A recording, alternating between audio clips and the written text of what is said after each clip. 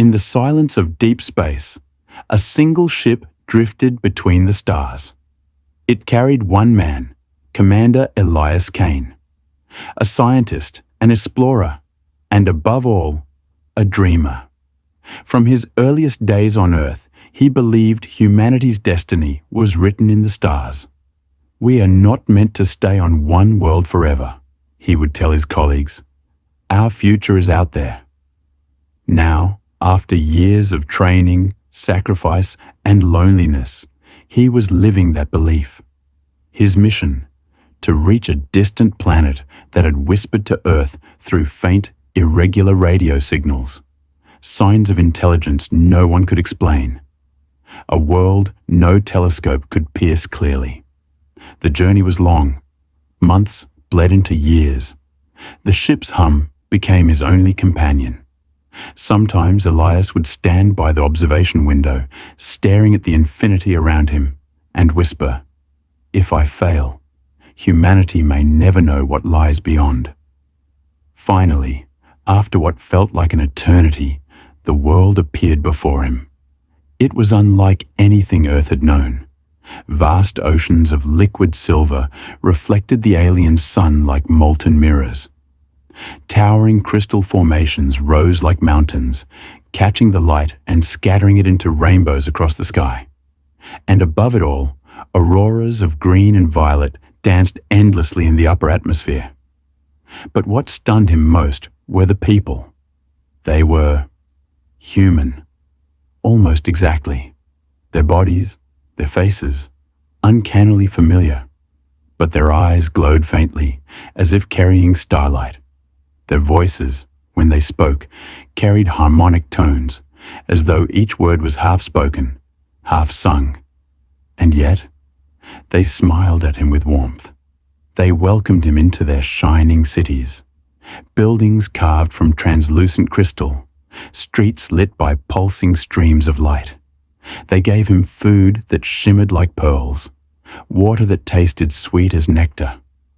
At first, Elias thought he had found paradise. They even gave him a name, the Mirror. He thought it meant respect, a symbol of something sacred. But as days turned into weeks, whispers began. People stared a little too long. Doors closed when he passed. Smiles faded to suspicion. Then came the night he saw it. In the grand plaza of the capital city stood a massive mural, carved into the wall of crystal. A man's face, body, posture, his exact likeness, every line of his jaw, every strand of his hair. Elias stared in shock, but beneath the mural, etched in their strange glowing script, was a single word: the Destroyer. Confused, Elias sought answers. He begged the elders of the city to tell him the truth. Finally, an old woman, her eyes glowing brighter than the others, spoke.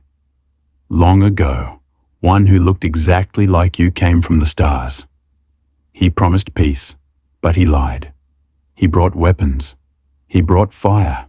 He left our world broken and scarred. And now, you return." A reflection of his betrayal. Elias's blood ran cold.